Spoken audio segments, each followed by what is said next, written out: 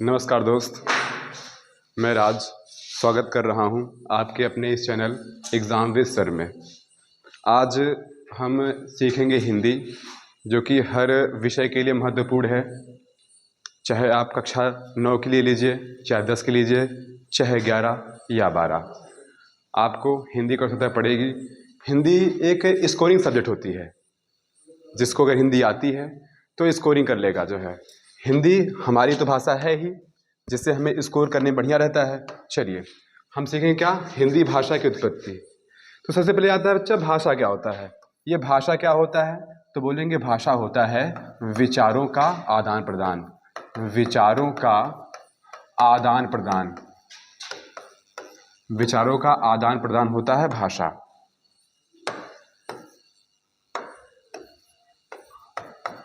तो हम क्या कहते हैं, तो कह सकते हैं विचारों के आदान प्रदान को हम भाषा कहते हैं। तो देखा जाए कि सबकी अपनी भाषाएं होती है। जैसे हम आपसे बात कर रहे हैं, ये हमारी भाषा है। और जब छोटा बच्चा होता है उसकी भी कुछ भाषाएं होती है, या लिया जाए कि जानवर, उसकी भी कुछ भाषा है। यानी कि सबकी अपनी अपनी कुछ ना कुछ भाषाएं होती है। तो भाषा क्या होती है, तो विचार को आदान प्रदान करने का एक माध्यम होता है, जिसके वजह से हम एक दूसरे को समझ पाते हैं, वो भाषाएं होती है। तो देखा जाए अगर भाषा, तो हम कहेंगे भाषा की उत्पत्ति कहाँ से हुई है, तो बोलोगे जो है ये भाषा शब्द संस्कृत के भाष धातु से हुआ है। भाषा जो शब्द है संस्कृत के भाष धातु से हुआ है, जिसका मतलब क्या होता है, कहना या तो बोलना। तो ध्यान रखिएगा कि ये जो भाषा शब्द है ये हिंदी संस्कृत के भाष धातु से हुआ है, जिसका अर्थ क्या होता है, बोलना या कहना। तो हम अगर कहा जाए तो परिभाषित रूप से कह सकते हैं कि शब्दों का सार्थक समूह या संकेत भाषा कहलाता है। शब्दों का सार्थक समूह या संकेत भाषा कहलाता है। यानी कि हम किस शब्द से किसी से बात करते हैं तो हमारा क्या है, ये भाषा है। इनके समूह को हम क्या कहेंगे, भाषा कहेंगे। तो शब्दों का सार्थक समूह क्या कहलाता है, भाषा कहलाता है। चलिए आगे देखा जाए, लेकिन ये पॉइंट ध्यान रखिएगा कि भाषा शब्द की उत्पत्ति भाष धातु से हुआ है। चलिए आगे चलो। अब भाषा के रूप, भाषा देखा जाए अगर तो भाषा मुख्य रूप से 3 तरह से होता है। भाषा मुख्य रूप से 3 तरह से होता है। पहला क्या होता है, हम बोलते हैं मौखिक भाषा, यानी इसको कह सकते हैं हम बोलने वाली भाषा। क्या कहेंगे, बोलने वाली भाषा कहेंगे। यानी मौखिक भाषा क्या कहेंगे हम, बोलने वाली भाषा। दूसरी क्या रहेगी, दूसरी रहती है लिखित भाषा। लिखित भाषा क्या है, जिससे हम लिखते हैं। जैसे मैं लिख रहा हूँ, आप लिख रहे हो, ये क्या है, एक भाषा है। तो क्या कहेंगे, लिखित भाषा कहेंगे हम लिखने वाली भाषा। लिखने वाली भाषा तो क्या कहलाती है, लिखित भाषा। दूसरी क्या होती है, फिर अगली पॉइंट हमारे पास है क्या, सांकेतिक भाषा। ये सांकेतिक भाषा क्या होती है, संकेत देकर। संकेत देकर मतलब क्या होता है, जैसे संकेत देना है, रोकते हैं हम, संकेत देते हैं, कहते हैं जाओ, तो ये भी संकेत है। तो इसका मतलब क्या होता है, भाषा ये भी सांकेतिक भाषा है। जैसे कि संकेत भाषा में होता है, जैसे जो बोल नहीं पाते हैं उनके लिए जो है सांकेतिक भाषा इस्तेमाल किया जाता है। जैसे जो लोग गूंगे होते हैं उनके लिए सांकेतिक भाषा इस्तेमाल होता है। तो ये सांकेतिक भाषा में भी जो है 2 तरह देखा जाता है। कुछ भाषाएं ऐसी होती है जो मौखिक से है, मुंह से संकेत दिया जाता है। कुछ होता है जैसे वर्ड बता दिया जाएगा। जैसे क्या होते हैं, जो बोल नहीं पाते हैं वो लिख देते हैं, है ना। जैसे जो बोल नहीं पाएंगे वो लिखेंगे, तो ये भी उनका क्या है, ये वर्ड इस्तेमाल किया जाता है। देखो भाषा इस्तेमाल करोगे अपने विचार को जो है आदान प्रदान करने के लिए। तो अगर देखा जाए सबसे छोटी भाषा इकाई क्या होती है, तुम कहोगे ध्वनि होती है। तो ध्यान रखिएगा कि भाषा की सबसे छोटी इकाई ध्वनि होती है। ध्वनि के बाद क्या बनता है, ध्वनि से हमारा बनता है वर्ड बनता है। आप कहोगे ये क्या है, ध्वनि से वर्ड। ध्यान रखिएगा, जैसे जैसे ये हमारा क लिखा है ना, इसमें जो है क्या है, ये ध्वनि है, ये क ध्वनि है प्लस अ भी तो है, तब तुम्हारा बना है क्या, का बना है। इसका मतलब तब ये क्या है, तब ये कहोगे ये तो हमारा वर्ड है। इस वर्ड को हम क्या कह सकते हैं, हम अक्षर भी कह सकते हैं। इस वर्ड को क्या कह सकते हैं हम, अक्षर भी कह सकते हैं, कोई दिक्कत नहीं है, बिल्कुल। फिर क्या बनता है, शब्द बनता है। वर्ड के बाद क्या बनेगा, शब्द बनेगा। शब्द क्या होता है, बोलोगे शब्द होता है वर्डों का समूह, शब्द होता है अक्षरों का समूह, अक्षरों का समूह होता है क्या, बोलोगे आप, शब्द होता है। लेकिन क्या अक्षरों का समूह ही सिर्फ रहना चाहिए, नहीं, तो बोलोगे आप नहीं, क्या बोलोगे कि अक्षरों का समूह रहे लेकिन उनका कुछ अर्थ रहे, यानी अक्षरों का समूह रहे लेकिन उसका क्या रहे, एक सार्थक अर्थ रहे, एक सार्थक अर्थ हो, तो क्या कहलाता है, सार्थक अर्थ रहेगा तो क्या कहलाएगा, तो बोलोगे वो कहलाता है शब्द। एक सार्थक अर्थ हो तो शब्द कहलाता है, यानी कि अक्षरों का ऐसा समूह जिसका एक सार्थक अर्थ होगा वो कहलाता है क्या, शब्द। अब शब्द के बाद क्या बनता है, पद बनता है। ये पद क्या होता है, तो बोलोगे शब्दों को हम एक क्रम में रख देंगे वो पद कहलाता है। ऐसे कैसे, यानी जैसे दो चार शब्द आपने लिया, जैसे मैंने कहा कि मैं घर जाता हूँ, तो इसका एक जो है क्या है, एक समूह है, मैं घर जाता हूँ। जैसे मैंने आपसे कहा कि मैं घर जाता हूँ, मैं घर जाता हूँ, मैंने कहा मैं घर जाता हूँ, तो कहोगे ये एक समूह ही तो है, तो ये क्या है, ये शब्दों का समूह है, शब्दों का समूह है, और इसका एक क्या है, इसका एक क्रम है, इसी क्रम को हम क्या कहते हैं, पद कहते हैं। बात क्लियर हुई, तो हम कहेंगे कि शब्दों का समूह रहता है, जिस क्रम में रहता है उसको कहते हैं हम पद कहते हैं। पद के बाद क्या बनता है, तो बोलोगे आप, पद के बाद बनता है वाक्य। ये वाक्य क्या होता है, तो आप कहेंगे वाक्य होता है कि शब्दों का ऐसा समूह जिसका एक पूर्ण अर्थ होगा, जिसका एक अर्थ होता है, वो कहलाता है क्या, वाक्य कहलाता है। फिर क्या है, अन्वित। ये क्या होता है, ये वो होता है जैसे जो शब्द लिंग वचन और कारक के आधार पर बदलते रहते हैं, वो कहलाता है अन्वित कहलाता है। चलिए आगे देखते हैं। चलिए, पहला बात अभी आपको सिखाया गया यही कि शब्द क्या होता है, तो बोलोगे वर्डों का सार्थक क्रम जो एक निश्चित अर्थ देता है वो कहलाता है, शब्द कहलाता है। इसे हम कह सकते हैं भाषा की लघुत्तम इकाई भी कह सकते हैं, यानी कि जो शब्द हमारे रहेगा वो भाषा की सबसे छोटी इकाई होता है, यानी कि सबसे छोटी इकाई, सबसे छोटी इकाई जो होता है वो होता है क्या, शब्द होता है। यानी कि भाषा को आदान प्रदान करने का सबसे छोटी इकाई क्या होती है, शब्द। जैसे मैंने कहा कि तुम, ये तो शब्द है, इसका कुछ मतलब होगा। जैसे मैंने कहा मोहन, सॉरी इंग्लिश में नहीं हिंदी में लिखना है हमको।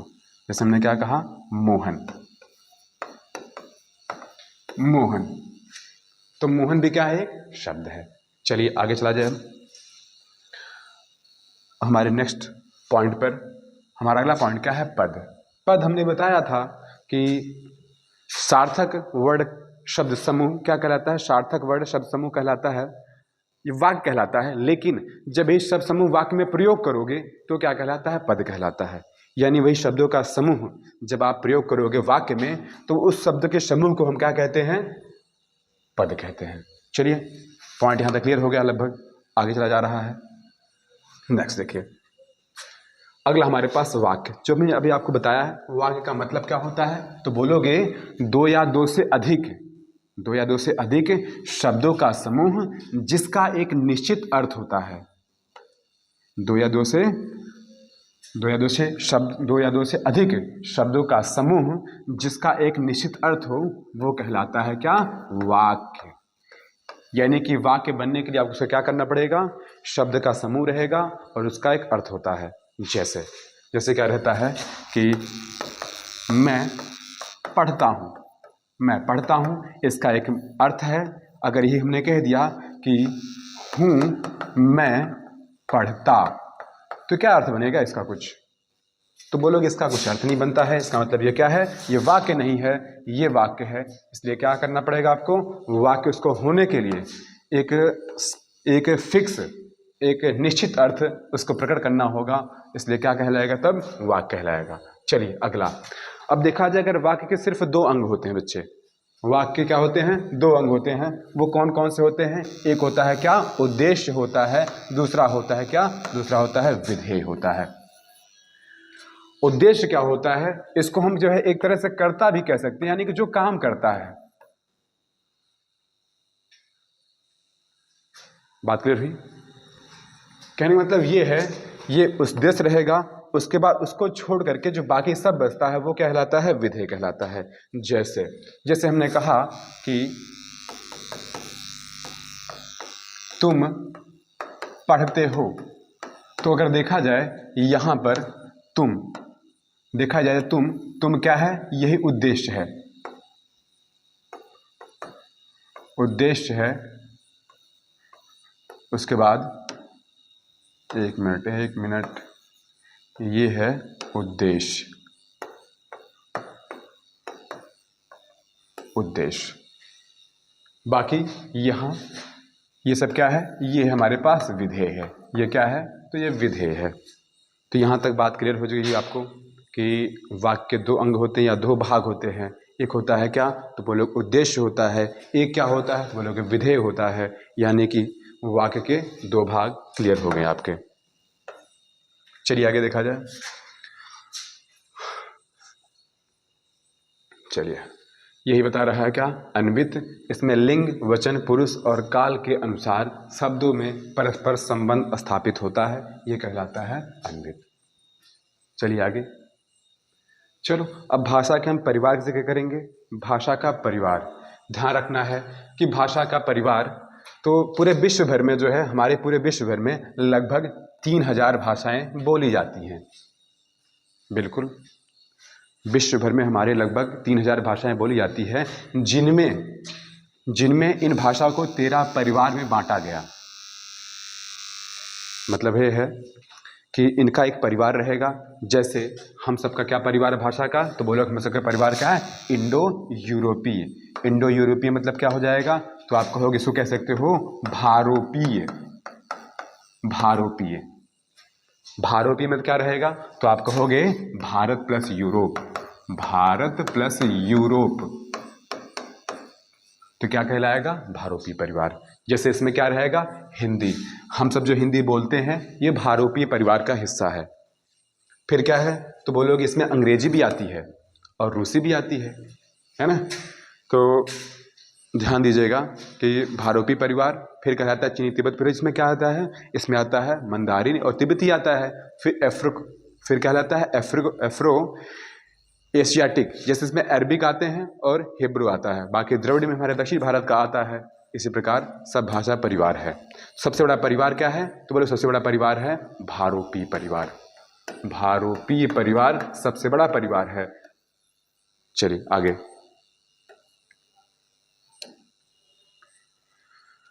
सबसे बड़ा परिवार हमारे बताया गया आपको कि भारोपीय परिवार है, जिसमें जो है क्या आता है, तो बताया जाएगा हिंदी आता है, अंग्रेजी आता है, रूसी आता है, जर्मन आता है और पंजाबी जैसी कई भाषाएं इसमें आती हैं। तो हमारे कहने का मतलब ये है कि जो हमारा हिंदी है ये भारोपीय परिवार का है। चलिए ये सब चीनी तिब्बत का बताता है, जैसे चीनी में क्या है, तिब्बती और जो है अन्य राज्य चीनी के आएंगे। और इसमें एफ्रो एशियाटिक में अरबिक, हिब्रू और बाकी सोमाली परिवार का भी कुछ भाषा इसमें शामिल रहेंगी। और बाकी द्रविड़ में क्या आता है, तो वो लोग दक्षिण भारत की जो बोलियाँ रहेंगी, जैसे आता है तेलुगु आता है, तमिल आता है, मलयालम आता है, कन्नड़ आता है, ये सब वहाँ की क्या हैं, द्रविड़ भाषाएं हैं। चलिए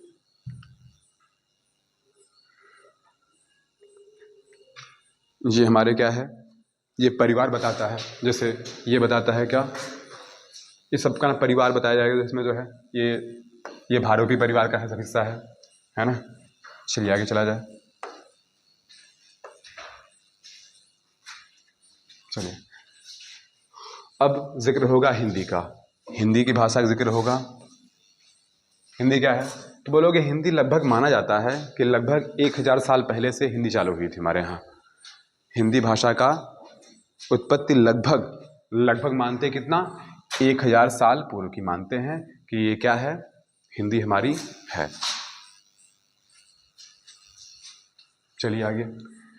चलिए हिंदी की हिंदी कहाँ से आई थी? तो ध्यान रखना कि जब ईरानी हमारे देश में आ रहे थे, जब ईरानी हमारे देश में आ रहे थे तो एक नदी थी, इसका नाम था इंडस नदी। इस नदी का क्या नाम है? इंडस नदी। इसको कहते थे हम क्या? सिंधु नदी। इसको कहते थे हम सिंधु नदी, है ना, सिंधु नदी। जब ईरानी हमारे देश में आए तो वो सा को हा कहते थे, वो सा को हा कहते थे और धा को वो दा कहते थे। वो सा को हा कहते थे और धा को दा कहते थे। और इस नदी के इस पार के जो रहते थे, इनको उन्होंने क्या कहा कि ये सब क्या है? ये सब हैं, ये सब लोग क्या हैं? हिंदू हैं।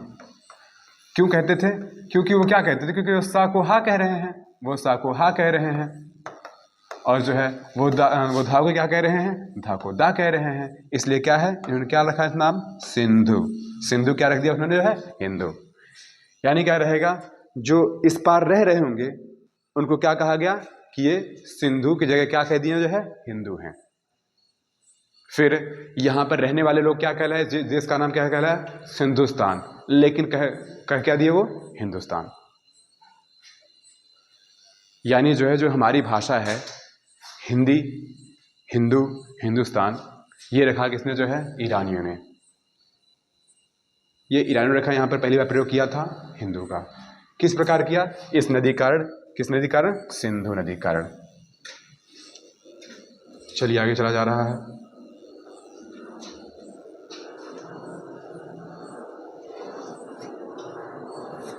यही वो नदी है पाकिस्तान के और हमारे इंडिया के, जो है ये इंडिया हमारा है, ये पाकिस्तान उधर है। चलिए, तो हमने वही बात बताया कि हिंदी क्या है? एक फारसी भाषा का शब्द है। हिंदी एक हमारे फारसी भाषा शब्द है, फारसी भाषा शब्द है। इसका पहली बार प्रयोग किया था ईरानियों ने। इसका पहली बार प्रयोग किसने किया था? तो ईरानियों ने किया था। तो हिंदी क्या है? एक फारसी भाषा का शब्द है। चलिए आगे। चलिए, अब भाषा में देखा जाए कि कुछ भारतीय जो है भाषाएं थी, आर्य भाषा। जैसे पहली हमारी भाषा क्या थी? प्राचीन आर्य भाषा। प्राचीन आर्य भाषा, इसमें क्या था? तो बोलो कि इसमें थी क्या? संस्कृत जिक्र हुआ था। पहली संस्कृत क्या थी? पहली थी हमारे पास वैदिक संस्कृत। पहली थी वैदिक संस्कृत।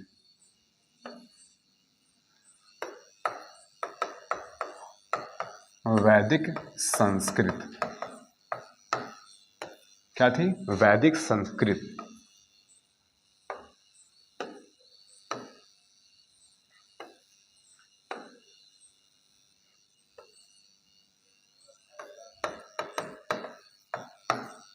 क्या थी? वैदिक संस्कृत। फिर उसके बाद क्या हुआ? तो बोले फिर हुआ था लौकिक संस्कृत। लौकिक संस्कृत तो यानी कि प्राचीन आर्य भाषा में क्या थी? तो बोलोगे वैदिक संस्कृत थी और थी लौकिक संस्कृत। फिर क्या था? फिर आई हमारी क्या? मध्यकालीन भाषा, जिसका काल क्या था? जिसका काल था जो है 500 ईसा पूर्व से 1000 ईसा तक। इसका काल क्या था? तो 500 ईसा पूर्व से 1000 ईसा तक।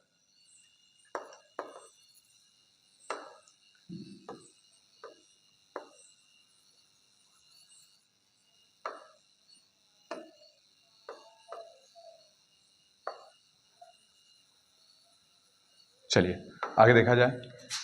इसमें क्या था? तो बताया जाएगा इसमें क्या क्या था। तो बताओ, इसमें था जो है पहली थी पाली भाषा।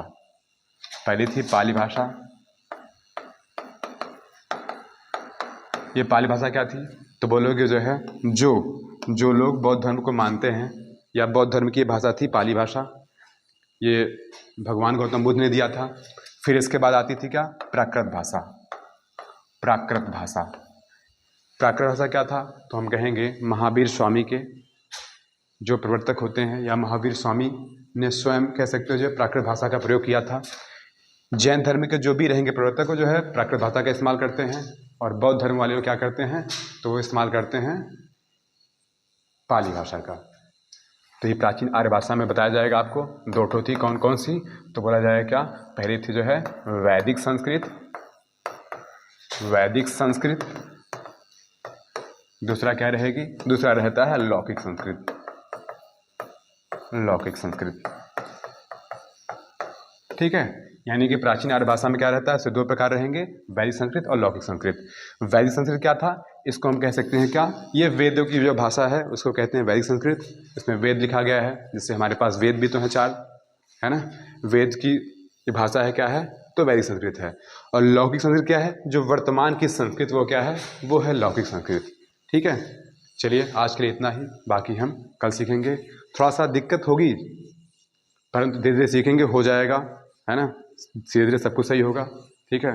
धन्यवाद, आज के लिए इतना ही।